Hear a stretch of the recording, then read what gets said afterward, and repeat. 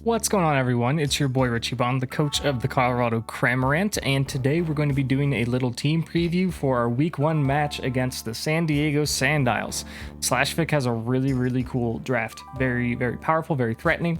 In fact, why don't we just go over together real quick before we talk about what we're bringing? How's that sound? All right, now that I got the San Diego Sandiles team pulled up, let's take a look. Let's take a little review of it. So ignore these EVs. It was just me just making calcs, seeing what I had to outspeed and whatnot. But anywho, they got some really threatening mons. So the first pick that they made was Scizor, which is arguably maybe the best Pokemon in the format. I would believe it. Excellent bug steel type. Really scared of that Technician Bullet Punch, something that's very threatening, something I definitely expect them to bring. We also have Salamence here. Slashfik is a notorious lover of dragon types, and Salamence is a really good one. I can't really blame them for it. It has good attacking stats. It could go special. It can go physical. It's pretty fast, not as fast as Latios, but is indeed fast. It's something I got to be careful of. I'm not sure if Slashfik is bringing this. I would imagine that if it does come, it's going to have a scarf on it. That's my assumption, but we'll see. I could be totally wrong. I think it still gets Dragon Dance in this game. It does, so that's an option as well.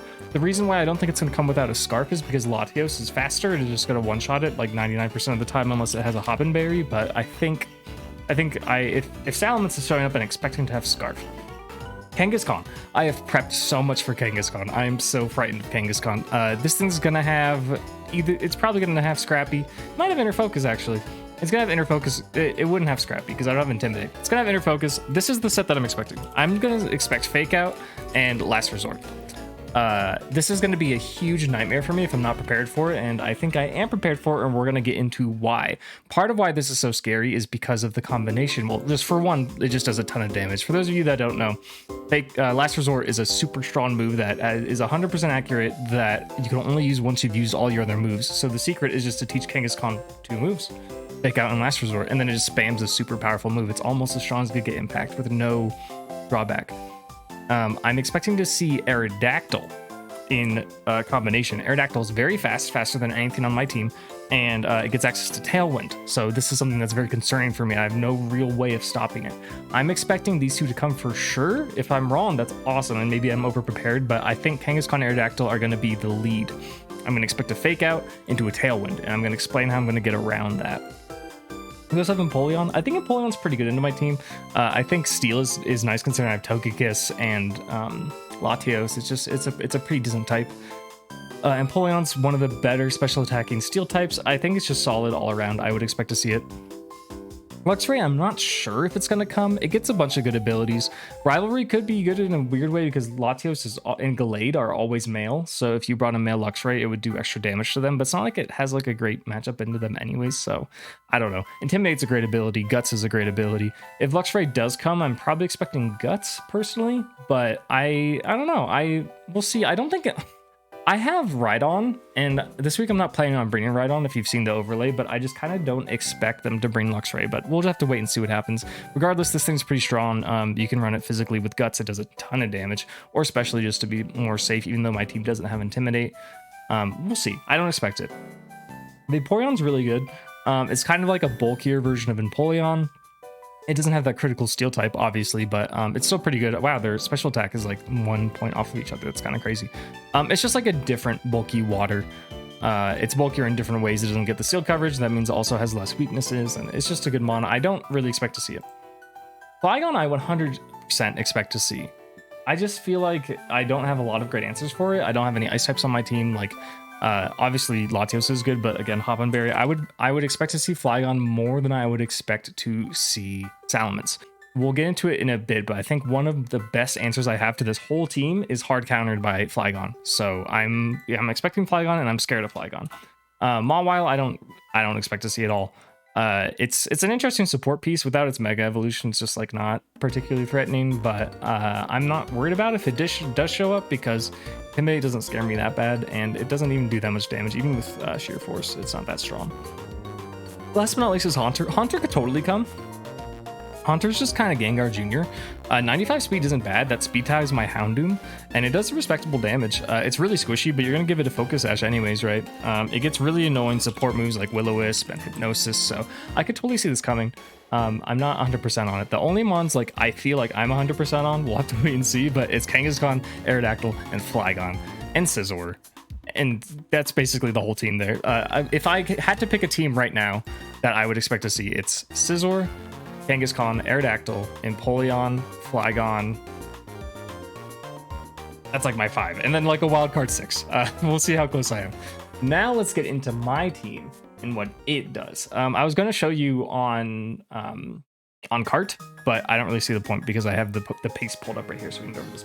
So this is what we're bringing, and this is how it's going to work. So we're bringing Latios. Latios is just kind of the ringer for the team. It's the offensive powerhouse. I have it just fast enough to outspeed Salamence because I can't outspeed Aerodactyl, so like why would I go any faster? If Salamence outspeeds me, it means they have Scarf, and if they have Scarf, I'm not really that scared of them. So I think this is just the way to go. I was going to run a dragon type move, but I was realizing like the things that I want to hit with dragon moves, being Flygon and Salamence, take more damage from Ice Beam. So I should just run Ice Beam. I'll run Psychic for everything else. I have Tailwind as a speed control option, then Protect, obviously. I'm going max damage with enough HP to have a Life Orb optimal HP value, which ends with 9, so that you get minimum, the least amount of recoil for the most amount of HP you can get, and then the rest is just in bulk. We're bringing Houndoom.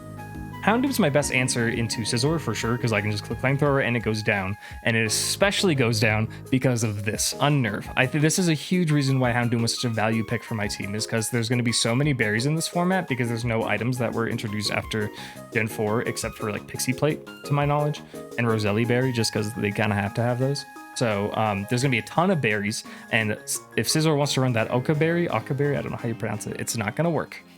So if Houndoom is on the field, no berries are happening on my opponent's side, which is awesome. Snarl is just really useful for chipping things down and lowering the special attack, which is super handy. Flamethrower is just my fire move of choice. Foul Play, I think, is kind of a good bring here. With all these like offensive powerhouses on the team, I think Foul Play is doing more damage than Dark Pulse generally. So if I just want to hit something hard, I think Foul Play is kind of a way to go, honestly. And then Protect, just cause. I don't really need max speed here. I guess I could speed tie Haunter, but if Haunter doesn't come, I have Focus Sash. I might as well just go max special attack, max speed, you know? Up next is Blastoise.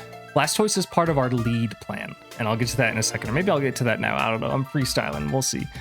Bold, very bulky. I have no offensive investment because everything I want to hit with Scald or Ice Beam is either a 2-hit KO or it's not. Like there's no 1-hit KOs that I'm in range of, so either it's like a super effective move and it'll KO in 1 or 2 hits, or it just won't. So I didn't see the point in investing at all. I'm hoping to fish for some Scald burns with this really, really good bulk that I have this week. I should be able to take hits from Salamence or Flygon if they go physical. I probably won't take hits from Luxray, but I don't really expect Luxray, and I have other options for Luxray here anyways. Scald to hit most things, Ice Beam to hit the dragons, Fake Out's just good support, and then Protect. I have just enough speed to outspeed basically everything under Tailwind. Magnezone. Magnezone is the most important part of the team this week. This is what I need the most to make this happen. And this week we're bringing the tech, we're bringing Magnet Pull. So I think like there's 3 mons that Magnet Pull works on, and none of them want to be trapped in front of Magnezone. Mawile I kind of don't really care about, don't really expect to see, but it's not going to hurt Magnezone like at all. Scizor hates to be here. Magnezone resists its bug moves, and it double resists Bullet Punch, which is like the main thing that Scizor wants to be pressing. So if I can get in with a Magnet Pull, perhaps Scizor, they can only switch if they bring U-turn, which isn't always a guarantee, and they're just stuck, and I can just hit them with Thunderbolts and knock them out. The best thing that Scizor could do is Brick Break, which isn't particularly strong. It doesn't get Technician boosted. Yeah, this is just a super good scenario. I'm hoping to trap one or both of them on the field of both. I should also say Empoleon. Empoleon hates to be in front of Magnezone. I want to trap one or both of them and get a Magnet Rise off. If I can do this, then Flygon can't touch me. I can 2-hit KO with Flash Cannon. I'm in a really good position. I'm really excited for this set. The HP is just, it's like max HP, but it's optimized for leftovers, so I get the most bang for my buck with my leftovers. I have a lot of special attack and then just enough speed for Tailwind stuff. So if I get Tailwind up, I can outspeed things. We have Swellow. I'm stoked for this set. This is really cool. So I could have brought Guts, but I just felt like with 3 Intimidates on this team between Mawile, Salamence, and Luxray, I want to be immune to that. So I decided to go for Choice Band Scrappy. Scrappy lets me hit Ghost types with normal moves, which is cool if they brought Haunter, but furthermore, it makes me immune to Intimidate, a really great buff that Scrappy got in the 8th gen. So I'm running Choice Band, Giga Impact, Brave Bird, Facade, and U-Turn. This is going to be crazy. Giga Impact, they pretty much one-shots everything. that isn't defensively invested on the team. Brave Bird gets pretty close as well, so I just want Swellow to come in at a certain point and just punch holes. Like, it doesn't necessarily even have to get KOs, it just needs to blast stuff. Like, if you don't protect in front of Swellow, like, you might just get one shot by Giga Impact. Of course, you have to rest afterwards, but like Swellow did its job. It just chunked to Salamence, you know what I'm saying? So, it outspeeds everything besides Aerodactyl, so I was able to tune down that speed a lot. Thankfully, make it an adamant nature for extra damage, and then it just has some HP just for some Brave Bird recoil. I was thinking about bringing Quick Attack. I decided against it. I didn't think it'd be that useful. We'll see if I end up regretting it, but I brought Facade in case they bring Haunter and they Will-O-Wisp me or something, you know? And then U-Turn, just if I see myself in a situation where I don't want to blast them with Giga Impact or Brave Bird, which both have penalties for their use, then I'll just U-Turn out of there and bring in Blastoise or something. Last but not least is Gallade. Gallade is probably the second most integral part of this plan. So as I was saying before, I was really, really frightened by the Aerodactyl plus Kangaskhan lead. It pretty much gets them Tailwind, and there's nothing that I can really do about it, right? Because I don't have any Ghost types, and I just have a hard time dealing with just that combination and just that huge amount of damage that's threatened by Last Resort. So I have a pretty bulky Gallade here. It's Impish, all right? So it takes Fake Outs really well. The best flying type move that Aerodactyl gets that isn't fly is Aerial Ace, which does 60 damage. So with this amount of bulk, I can take those pretty comfortably. I can definitely survive a crit, and that's my goal here. I'm running Steadfast this week. Justified is the ability I would like normally take a majority of the time, but I have a special plan here. I'm going to lead with Blastoise and Gallade. Gallade has Close Combat, Rock Slide, Wide Guard, and Trick Room. I think this is a great moveset. Here's the plan. Turn 1, if this is happening how I expect it is, because I think Kangaskhan Aero is the best lead into my team, then we see Kangaskhan Aero, Blastoise, Gallade. Blastoise is going to go for Fake Out into Aerodactyl. It's going to break its Focus Sash and prevent it from Tailwinding. And then Gallade is going to click Trick Room. Now, if Kangaskhan is doing what I think Kangaskhan is doing, someone's going to get faked out on my side. Blastoise might, because it's slower than Kangaskhan, so it's prone to that, or Gallade will. If Gallade gets faked out, I don't get Trick Room off, but I flinch and Steadfast gets procced, and I'm faster than Kangaskhan, and I can one-shot it with Close Combat next turn. Very cool. If Blastoise, and then if Gallade gets faked out, then Blastoise just fake outs Aerodactyl, and they don't get their Tailwind jet. In that scenario, they have to make a very important choice, because Kangaskhan is going to go down if they keep it in to a Close Combat. They don't know how fast I am. I could potentially be outspeeding Aerodactyl. I just didn't think that was worth it, and I could be Close Combating it, but I didn't. In that scenario, then Aerodactyl has to decide if they want to KO Gallade or if they want to get Tailwind up. And either way, they're going to go down to Scald after that. So, very important decision for Aerodactyl to make there. If the alternative happens, if Kangaskhan fake outs Blastoise and Aerodactyl goes for Tailwind, Gallade stays on the field, it goes for Trick Room. Look at that. Even if Aero doesn't go for Tailwind in that situation and Aerial Aces Gallade, we still get Trick Room up because of how bulky we are. If Gallade gets doubled into, I don't know. It could be tricky. We may not survive. It depends on how they're invested. We may not survive a Fake Out plus Aerial Ace. I was thinking about running Copa Berry, but Aerodactyl has the Unnerve ability, just like Houndoom. So in that situation, it's pointless because like that's the best ability for them to bring. Is better than Rockhead and Pressure.